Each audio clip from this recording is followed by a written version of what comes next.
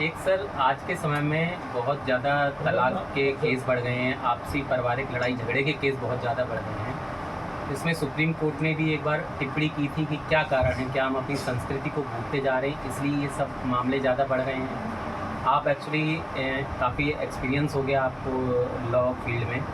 मैं ये जानना चाहता हूँ कि हमारी संस्कृति पहले कैसी थी? जैसे भगवान राम को पुरुषोत्तम राजा राम या मर्यादा पुरुषोत्तम श्री राम कहा जाता है, और इतनी सुसज्जित और इतनी अच्छी पारिवारिक जो रामायण है वो बताया गया है, क्या कारण है और आज के समय में क्या डिफरेंस है, ये थोड़ा सा आप बताइए। देखिए, आज का जो समय है तो बहुत ही सामान्य भाषा में कहिए पैसेंस लोगों का ख़त्म हो गया और परमार्थ की जगह स्वार्थ आ गया।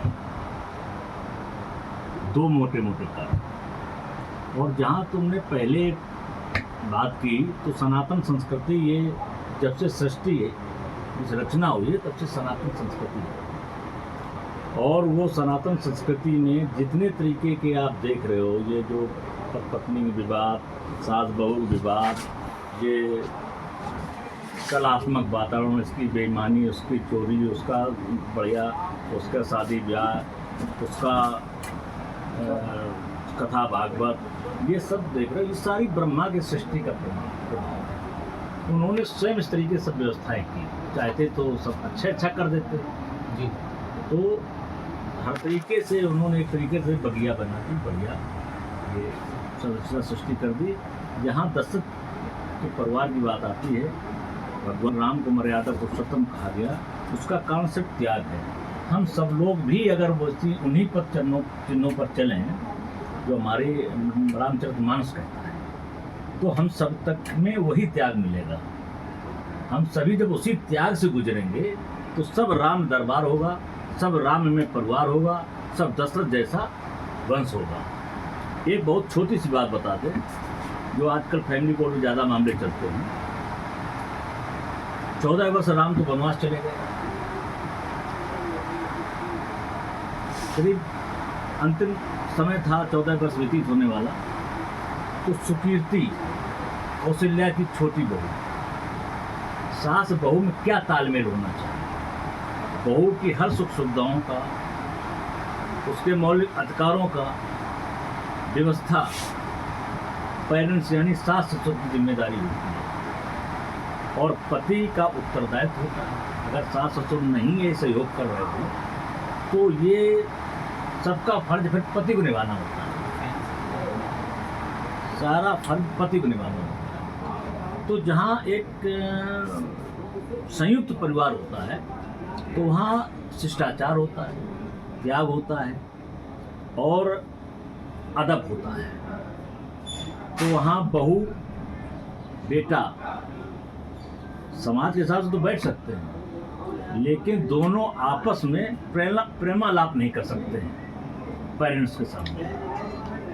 ये थोड़ा उनके लज्जा की बात होती है, ये सामाजिक बात है। तो ये सुकीर्ति रात में छत पर घूम रही थी, काफी रात थी, तो कौशल्या की को भनक लगी कि मेरी छत पर कौन घूम रहा। तुरंत उन्होंने दासियों से कहा, जाइए देखिए छत पर कौन है। दासियां बड़ी तेजी से, कौन छत पर आ गया?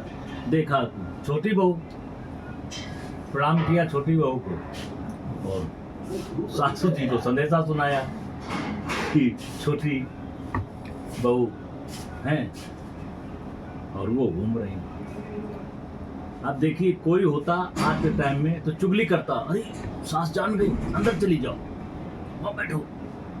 ऐसा नहीं, सम्मान बहू का भी किया दासियों ने, और दासी को बहू की बात बता दी। ये पारदर्शिता थी, ये त्याग था। कौशल्या को बड़ा गुस्सा आया, बोले रात में मेरी बहू छत पर कैसे घूम रही। तुरंत बुलाया, पूछा कारण, क्यों छत पर क्यों घूम रही? तो ये बड़ा ज़्यादा चलेगा, छत पर क्यों घूम रहे? तो सुकीर्ति ने कहा, माँ 14 वर्ष हो गए। शत्रुघ्न के लिए पूछा कौशल्या ने, तुम अकेली घूम रही, शत्रुघ्न कहाँ पे? तो सुकीर्ति ने कहा कि माँ 14 वर्ष जब से भैया वनवास गए हैं, 2 लोग वनवासी हो गए, और भरत जी के लिए कहा कि वो बाहर नंदीग्राम में हो गए, और तब से शत्रुघ्न के लिए संकेत किया, वो भी नहीं आए आज तक नहीं आए।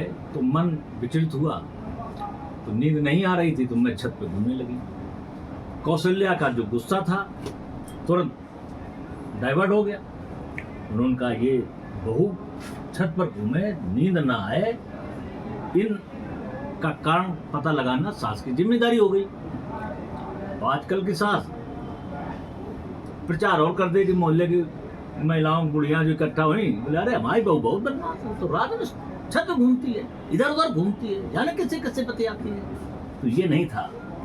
कौशल्या ने तुरंत पालकी सजवाई और तुरंत नंदीग्राम पहुंची। नंदीग्राम जैसे पहुंची, शत्रुघ्न एकदम शांत निद्रा में सोते थे, एकदम जागे। ये कौन है? देखा कौशल्या, अरे माते आप? बोले हाँ। बहुत क्रोध में थी कौशल्या, तुम आज तक वनवास में नहीं गए, बहू अकेली वहां रहती है, अभी नई नई शादी होकर के तुम्हारी आई, शादी होके आई थी, वैसे राज्याभिषेक होने लगा, वैसे वनवास हो गया। तो शत्रुघ्न ने आंखों में आंसू आ गए। बोले माते, 2 भाई हमारे जंगल में, एक भाई हमारे बाहर नंदीग्राम में, मैं सारी व्यवस्था में लगा हूं, तो मैं वनवास में कैसे रुक जाऊं? ये कैसे? कौशल्या के भी आंख में आंसू आ गए। जो लोग और भी दास दासियां थी, उन्होंने भी आंखों में आंसू आ गए। बोले ये है त्याग। तो सास को बहू की तरफ, उनके मनोदशा की तरफ, उनकी परिस्थितियों को ध्यान में रखना चाहिए, और बहू को भी सास का सम्मान करना चाहिए। सहृदय दोनों के जब निर्मल होते हैं, तो कभी सास और बहू का विवाद, पति पत्नी का विवाद, नंद भौजाई का विवाद, भाई भाई का विवाद, भाई बहन का विवाद, बेटा पुत्र का विवाद, माँ बेटे का विवाद, ये कभी नहीं होता। ये राम दरबार में त्याग है, ये दशरथ परिवार में त्याग है। अपने शब्दों को पूरा करने के लिए बेटे का त्याग किया, ये हर पिता की क्षमता नहीं है। बेटे को अपने से अलग कर दे, ये दशरथ ही जैसे त्यागी पुरुष क्षमता है समाज के लिए। उन्होंने अपना त्याग किया, तो त्याग की बात है। जहाँ त्याग है वहीं सुख और समृद्धि है। यही सनातन संस्कृति है, यही रामचरितमानस है।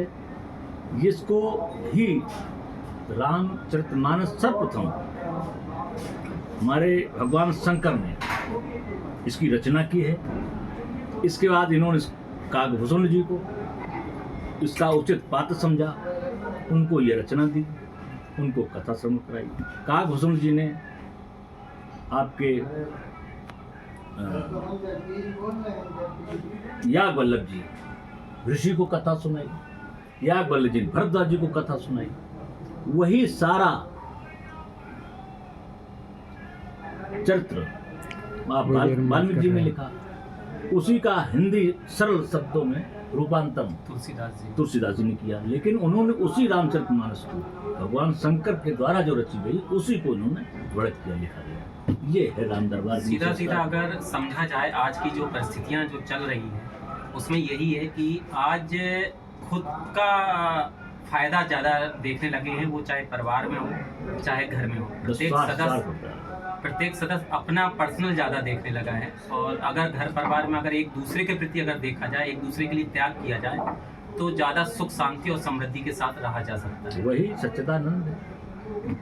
आपने सर बहुत अच्छी जानकारी दी है। शायद काफ़ी लोगों को ये जानकारी समझ में ना आए, लेकिन कोशिश करिए कि गौर से इसको सुने और समझें और विचार करें कि क्या वास्तव में ऐसा है। क्योंकि इस पर सुप्रीम कोर्ट और हाई कोर्ट ने भी अहम टिप्पणी की है कि ये बढ़ते हुए पारिवारिक मामले, चाहे वो तलाक के हों या आपसी कलह के हों या आपसी बंटवारे के हों, जो ये मामले ज़्यादा बढ़ रहे हैं परिवार में, इसका मुख्य कारण क्या है? क्या हम अपनी संस्कृति को भूलते जा रहे हैं, जैसा कि मैंने शुरू में भी कहा था।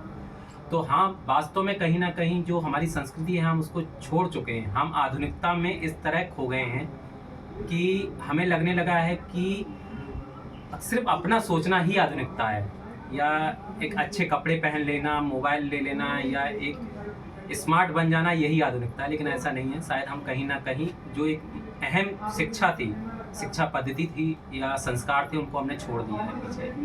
बहुत बहुत आपका धन्यवाद। रिश्तों का सम्मान करना, रिश्तों को जहन में उतार लेना, यही जीवन की सार्थकता है। धन्यवाद। धन्यवाद।